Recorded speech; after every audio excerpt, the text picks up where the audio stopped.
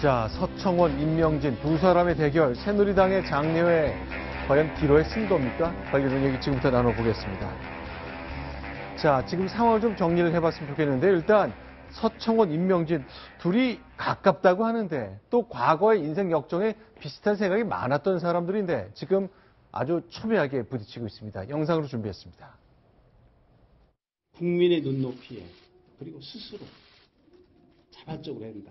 이게 무슨 애들도 아니고 그만한 나이가 됐다. 우리 정당법은 탈당을 강요하는 것은 중한 죄로 처벌하고 있습니다. 이제 법적으로 대응하고자 합니다. 우리 집사람이 방송에서 보고 이게 또 면회 가게 생겼구나 오래간만에. 저는 또 뭐 별을 하나 더 다는 게 되겠습니다. 자, 저런 장면인데 어떻게 된 겁니까? 지금 상황 좀 정리를 해봤으면 좋겠습니다. 정족수 미달 때문에 지난번 금요일 행사 무산되는데 오늘도 아직 문제가 있다면서요? 그렇습니다. 전국 새누리당 상임위원이 51명입니다. 네. 그러니까 정족수는 26명이 참석을 해야 가능한 건데요. 그런데 지난번 때도 2명이 부족해서 24명 이 정도만 참석을 했다가 무산이 됐지 않습니까? 그런데 현재 5시까지 체크를 해보니까 네. 23명이 와 있고 일부 올라오려고 한다 이런 이야기는 있었습니다만 아직까지 정족수가 채워지지 않아서 아직까지는 무산될 가능성이 점점 더 커지고 있는 상황입니다. 자, 그런데 일단 탈당하라고 요구하는 임명진 비대위원장, 못 나가겠다는 서청원 의원, 탈당을 요구하고 강요하면 그것도 법 위반인가 보죠?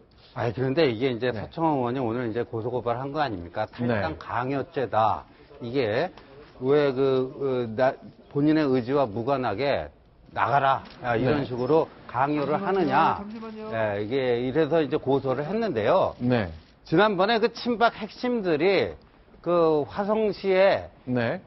지금 서청원 의원 지역구가 원래 18대 때는 김성애 전 의원 지역구였는데 네. 그래서 김성애 전 의원이 작년 4월이죠. 네. 작년 그 4.13 총선에 나가려고 했더니 그때 다 기억나지 않습니까? 현기환 당시 정무수석, 최경환 의원, 윤상현 의원이 김성애 전 의원한테 전화를 해갖고 지역구 네. 거기 나가면 당신 죽는다. 정치적으로 끝나고 싶으냐. 서 대표님, 이게 도저히 이거 받아들일 수 없다. 빨리 옆으로 지역구 옮겨라. 그때도 그러면 다 검찰에 고소고발했는데 다 네. 무혐의 처리가 됐어요. 네. 그러니까 그 어떻게 보면 그 혜택을 본 분이 지금 네. 이제 완전히 뭐라 그럴까 인생 역전이라고 그럴까요? 그냥 갑과 을이 바뀌어가지고 네. 오히려 이제 임명진 목사를 향해서 이렇게 이제 탈당 강요죄로 지금 고소를 한 거죠. 근데 갑을 정도로도 부족한 게요. 사실 네. 저걸 형사고소를 하거나 아니면 네. 직무정지 가처분까지 신청을 하셨거든요. 결사의 자유라든가 정치활동 자유 같은 것도 제약한다고 하는데 그럴 정도가 되려면 진짜로 임명진 비대위원장이 법적으로도 무슨 권한을 크게 가지고 있어가지고 이른바 직권남용 정도 이게 할 수도 있는데도 불구하고 정당하게 안 왔기 때문에 탈당이 해서는 안 될 사람을 억지로 밀어냈다 이 정도가 돼야 되는데 임명진 위원장 지금 아무것도 못하고 있잖아요. 오늘 지금 전국이도 지금 또 한 번 무산될 정도의 상황인데 무슨 정치인들이 정치를 타협을 하다가 말고 형사고소를 하고 민사상 직무정지 가처분을 신청한다는 거지. 진짜 저도 보다가 이런 경우는 참 모르겠어요. 변호사들 일거리 없다고 걱정하시는 건지 어쩐 건지 잘 모르겠습니다. 그러니까 이렇게 보면 네. 국민적인 눈높이에서 보자면 이 새누리당, 명색이 집권 여당인 새누리당 안에서 정치적으로 문제, 특히 어떤 국가 안보라든가 지금 현안 쌓여있는 한일, 한중 관계 이런 거 말고 자기 내부의 문제도 자기들 힘으로는 해결할 수 없는 수준의 능력밖에 없다. 이런 것들을 여실히 보여주는 겁니다. 근데 말이죠. 만약에 지금 인원이 한 명이 부족해갖고 그 상임위원회가 못 열리고 있다고 하는데요. 만약에 열리더라도요. 열려서 임명진 목사 비대위원장의 그 작전이 성공하면요.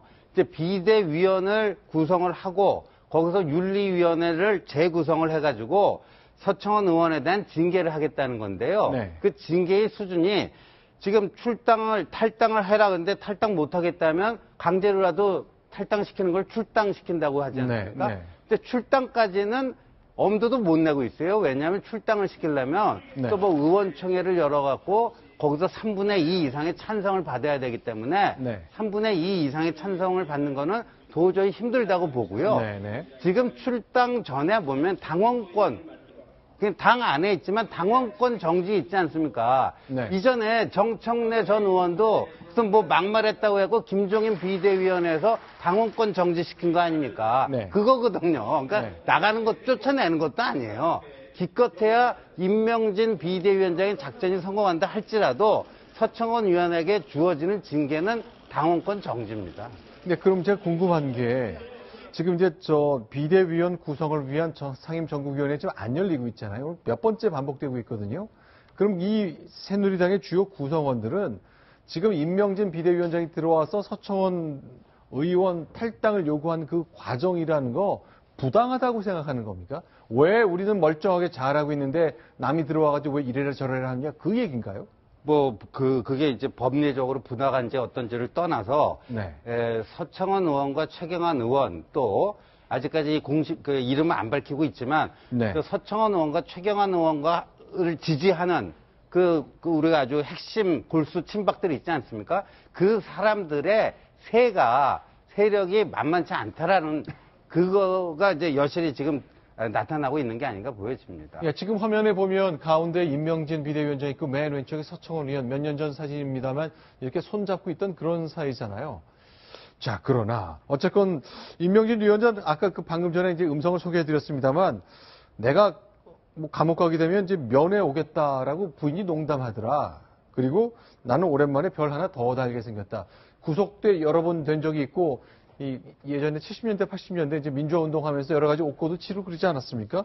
근데 과거의 두 사람을 보니까 글쎄 좀 방향이 인생 경로가 겹칠 뻔도 하고 그랬던 분 같네요. 그렇죠. 그러니까 이 50 시절에 네. 민주화 운동도 같이 했었고 네. 그런 점에서 좀 두 분이 연령대가 네. 비슷합니다. 2살인가 그 차이 2살 차이뿐인가 안 나고요. 네. 그다음에 뭐 두 분이 개인적으로 운동도 같이 한 적이 여러 번 있고요. 네. 그리고 요번에 뭐 운동이라는 게 골프를 같이 쳤다 그 얘기. 예, 뭐 그런 얘기가 그 여의도 정치권에서는 많이 회자되고 있습니다. 네. 그리고 요번에 이제 임명진 목사를 비대위원장을 모시게 된 것도 서청원 의원의 강력한 천거에 의해서 네. 이루어진 거다. 그런데 서청원 의원 입장에서 보면 아이고 내가 청구해서 데리고 왔는데 내 뒤통수를 이렇게 함부로 쳐 하는 거기에 대한 어떤 개인적 분노 이런 네. 게 굉장히 큰 걸로 지금 전해집니다. 실제로 지금 화면에 보시는 것은 이제 임명지 목사 예전에 이제 구치소에서 감옥에 있다가 풀려났을 직후의 모습 보고 계신데요. 어쨌건 그런데 이렇게 사적 감정이라는 게 이렇게 중요한 정치적 국면에서 그렇게 큰 영향을 미칩니까?